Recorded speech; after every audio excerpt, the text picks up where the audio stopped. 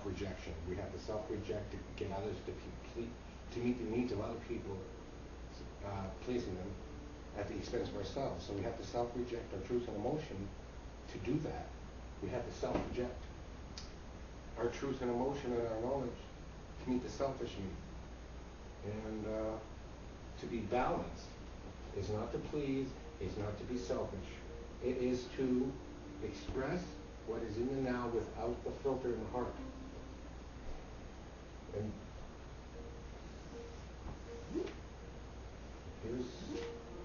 we hear things of duality in the Gnostic Bible, and that's what that means. Our dual natures is fear and desire, and truth and emotion that give birth to an intellect and its wisdom, where we are filled in the heart and we're balanced, where we're not selfish anymore and we don't please people while self-rejecting ourselves. What are we going to do? Oh, yeah.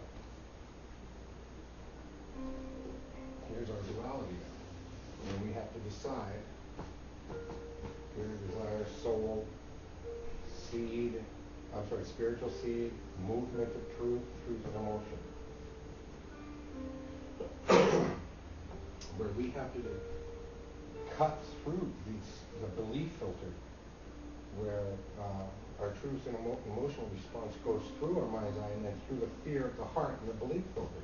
It's that belief filter from early childhood rejection and its pain that we didn't know how to deal with as children, and there was nobody there to guide us through that. So in our mind's eye, in our silence, in our heart, we tell ourselves, don't express anymore because it brings rejection and that hurts. Not that a child says that.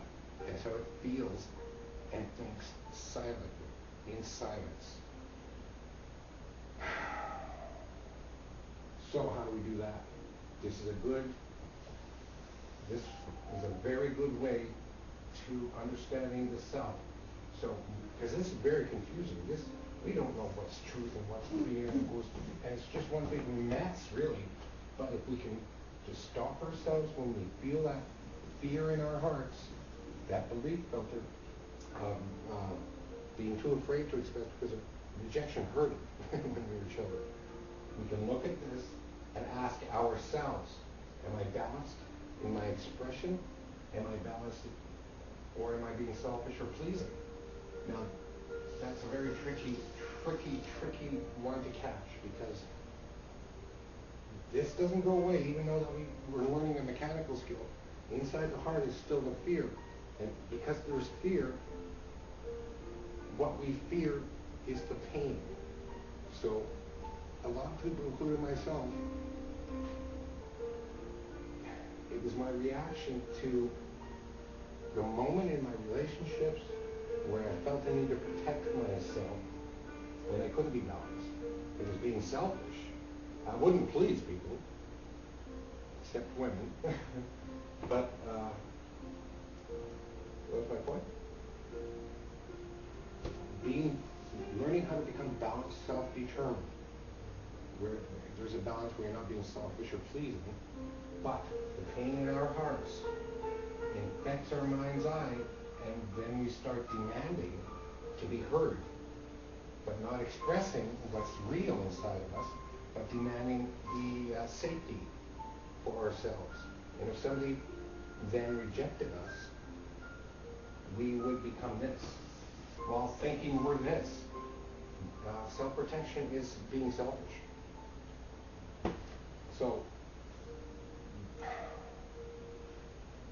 having walked through this already, the only way that I've seen and the way I was taught this was to learn how to be balanced, express the truth and emotion, and leave it alone. Without protecting, without self-protecting, without going into, we learn tools in behavior that protects us from the pain that we think is going to come if we express. So shutdown is one of them. But when we learn to start expressing our emotional stuff, and to become, the only way we can do that then, with this in our hearts and this in our souls, and our mind's eye distorted is to just learn how to express and leave it alone. And if the other person wants to, in our relationships, if the other person wants to cause pain through rejection, try to humiliate us, in which we do feel humiliated when we express and other people make fun of us or humiliate us for that, or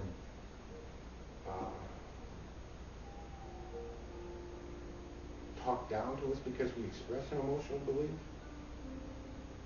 that kind of thing. The only way we can maintain being balanced and therefore maintaining the spirit, the element and spirit of God inside of us, is to walk away if they do that. And then decide, well, that's not a relationship that I want to be in. That's a hard thing to do, I know. Practice it. You'll see the strength. But this is a good one. So when you're expressing, or thinking about you're going to express to somebody, you can look at this chart and ask yourself, where am I in this measuring? We'll call it a ruler. So it does measure what our behavior is about to be projected. And don't forget that a behavior, when it's acted out on, projects the spirit in which the thought process derived the thought and the belief. So if we're coming from here and being this or this, and it's coming from fear and desire, that's darkness. So we're projecting a dark spirit. But if we're coming from here, regardless of what the other person's reaction is to it, if we're coming from here, just express and leave it alone, wait to see what the other person has to say about it, and then make a decision from there, we are being balanced and projecting the Holy Spirit of love. Even though love isn't felt, because rejection hurts.